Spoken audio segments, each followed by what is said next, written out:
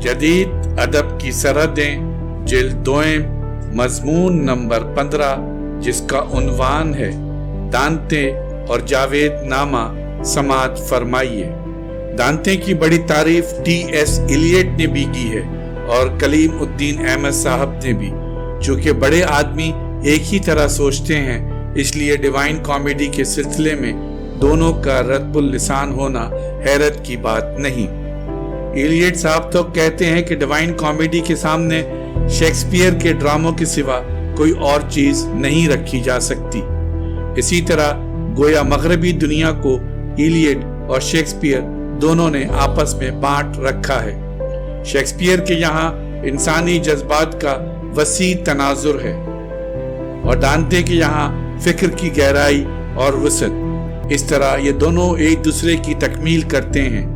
इसी तरह उर्दू में मीर और गालिब ने दुनिया को तकसीम कर रखा था, लेकिन इकबाल की आमद ने मीर और गालिब की दुनिया में एक हलचल मचा दी। दांते की डिवाइन कॉमेडी के उर्दू तर्जुमे के दिबाचे में अजीज अहमद साहब ने लिखा है कि डिवाइन कॉमेडी इब्नुल अरबी की फतुहात मकिया से माखूज है और बाज़ लोगों का ख्याल है कि दांते हज़रत मोहम्मद सल्लल्लाहु अलैहि वसल्लम की शब-ए मेराज से भी बहुत मुतासिर है।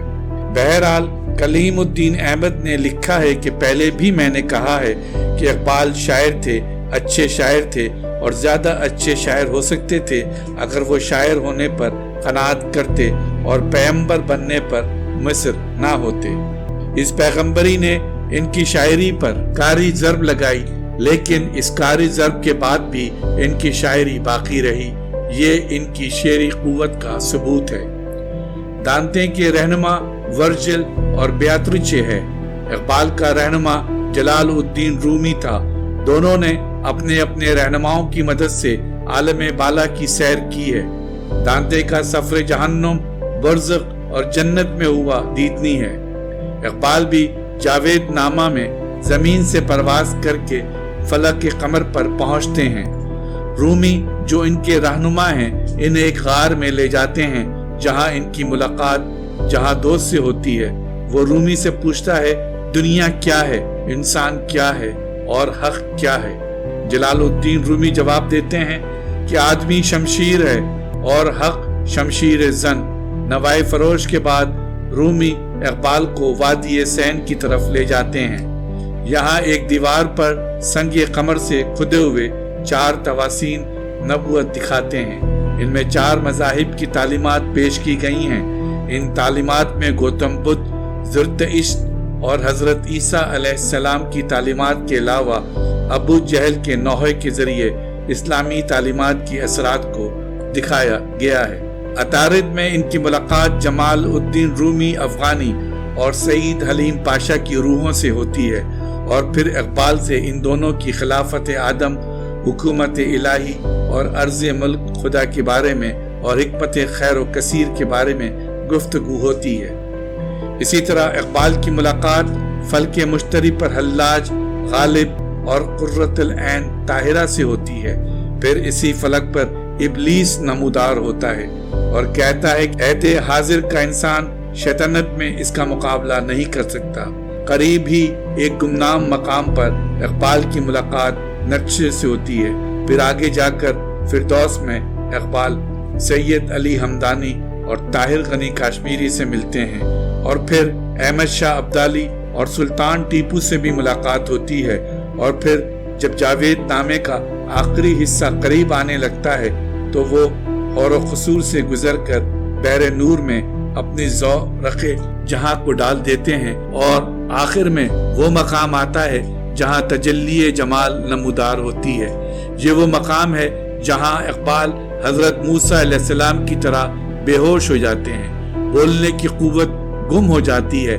तो जब होश आता है तो एक आवाज सुनाई देती है कि मशरिक से भी गुजर और मगरिब से भी मैसूर ना हो।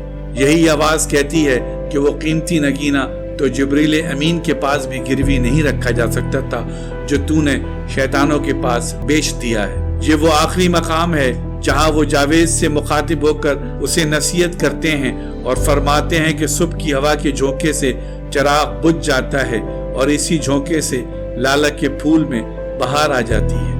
इकबाल कहते हैं कि चांद इसलिए गर्दिश में रहता है कि 14वीं की रात तक मुकम्मल हो जाए। इसके इर्तिका का सफर खत्म हो जाता है। आदमी एक मंजिल से दूसरी मंजिल तक सफर करता रहता है, जो कि आदमी के लिए मकाम करना हराम है। फराग गोरखपुरी और कलीमुद्दीन अहमद इकबाल पर तनकीद करते हैं। कलीमुद्दीन अहमद कहते हैं, उर्दू अदब दुनिया के दूसरी अदब के मुकाबले में बहुत कम उम्र है। वो इसलिए अगर ये दूसरे अदबों का मुकाबला नहीं कर सकता तो इसमें कोई ताज्जुब की बात नहीं और ना कुछ एहसास कमतरी की ज़रूरत है। उर्दू में ना तो शाहनामा जैसी कोई रस्मियाँ है और न रूमी और अतार की मसनवी जैसी मसनवियाँ हैं और ना फारसी और अरबी के हम पाया कसायद हैं। रही गज़लें तो इन पर जिस कदर जी चाहे नाज कर लीजिए।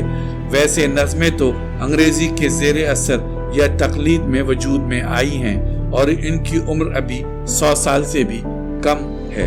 मैं कलीमुद्दीन अहमद साहब से इस सिलसिले में यह अर्ज करना चाहता हूँ कि इस सूरत हाल में जावेद नामा का मुकाबला शेक्सपियर या होमर या दांते की डिवाइन कॉमेडी से करना किस तरह जायज होगा। फिर इकबाल का मुकाबला वो दुनिया की अजीम तरीन अदब से करना चाहते हैं, लेकिन वो इकबाल की शायरी का मुकाबला इकबाल की फिक्र को अलहदा रख कर करना चाहते हैं। चुनांचे इकबाल पर जो 6 मुकाले उन्होंने लिखे हैं, जिनमें से एक दांते और इकबाल भी है, वो फरमाते हैं, मैंने अपने इन 6 मुकालों में कोशिश की है कि इकबाल की शेरी कायनात का जायजा लिया जाए, इनके फलसफे का नहीं, इनके पैगाम का नहीं, इनके ख्यालात का महज ख्यालात की हैसियत से नहीं, लेकिन चूंकि ये चीजें इनकी शायरी में घुल मिल गई हैं, इसलिए इनका जिक्र कभी कभी आ ही गया है। सवाल यह है कि इकबाल या बेदिल या गोयटे की फिक्र को इसकी शायरी से और शायरी को इसकी फिक्र से अलहदा करके देखा जा सकता है, और क्या ऐसा करना तनकीदी दयानतदारी के खिलाफ नहीं होगा। फिर कलीमुद्दीन अहमद कहते हैं कि डिवाइन कॉमेडी एक बेमिसल आर्ट गैलरी है। इस आर्ट गैलरी में इंसानी किरदार हैं, गैर इंसानी तस्वीरें हैं, इब्लीस है, फरिश्ते हैं। कुछ किरदारों का जिक्र अजमलन किया गया है और कुछ किरदारों का तफसील से। बिलाशुबा ये बड़े खूबसूरत पोर्ट्रेट हैं, जिसके अक्स इकबाल को वो इकबाल का माउथ पीस यानी आलायकार बताते हैं। इनमें शरफुन निसा, हकीम, मरीखी और जरदान और सरोज जैसे किरदार भी शामिल हैं। लेकिन जो फनकारी कलीमुद्दीन अहमद साहब के ख्याल में बेअतरचे की तस्वीरों में है, वो रिजवान और सरोज में नहीं है। यूलिसिस और केट में जो वकार है, वो हकीम मरेखी में नहीं है। इब्लीस की जैसी दहशतनाक तस्वीर दांते ने खींची है, इसके मुकाबले में इकबाल का इब्लीस कुछ भी नहीं है। तुरफा सितम ये कि कलीमुद्दीन अहमद साहब फरमाते हैं, फिर बात ये भी है कि इकबाल को इब्लीस से हमदर्दी है। सवाल ये है कि शेक्सपियर के खेल में शेक्सपियर को हैमलेट से हमदर्दी मालूम होती है, तो ये कोई बुरी बात नहीं है। इसके अलावा किंग लेयर से भी शेक्सपियर को हमदर्दी मालूम होती है, तो इसमें क्या हर्ज है। मिल्टन ने भी शैतान का पोर्ट्रेट बड़ी हमदर्दी से बनाया है। फिर कलीमुद्दीन अहमद साहब का ख्याल है, जावेद नामा में ना तो ऐसी किरदार निगारी है, ना अलमिया किस्से हैं। कलीमुद्दीन अहमद साहब ने जावेद नामे के किसी शारे का ये कौल दोहराया है, इकबाल ने मंजर कशी पर खास तवज्जो मबजूल नहीं की, उन्होंने मसवरी के बजाय हकायक निगारी और निकात आफरीनी पर जोर दिया है और शायराना इस्तेदाद से ज्यादा अपनी हकीमाना काबिलियत के शवाहिद पेश किए हैं। लेकिन चंद ही सत्रों के बाद जावेद नामे का शारे खुद अपनी तरदीद आप कर देता है। अब वो मंजर कशी की मिसालें जावेद नामे से पेश करते हैं। ये फलके कमर की मंजर कशी है। खुद कलीमुद्दीन अहमद ने जावेद नामे के इस मंजर का तर्जुमा फारसी से उर्दू में किया है, आप भी मुलाहिजा कीजिए। कोक में उसके ना कोई रेशे नकले हयात और ना इसके बतन में कोई निशाने हादसात।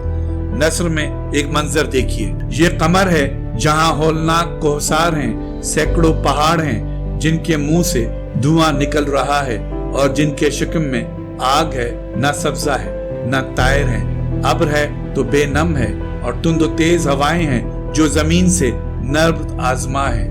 न रंग व आवाज का गुजर है, न जिंदगी और मौत का निशान है, न कोई रेशाए हयात है और हादसात हैं। इसके तारुद और ज़ोरा के मनाजिर आते हैं, इनसे आगे बर्फ के तोदे हैं जो चांदी के ढेर लगते हैं। फिर अलमास जैसा एक समंदर नजर आता है।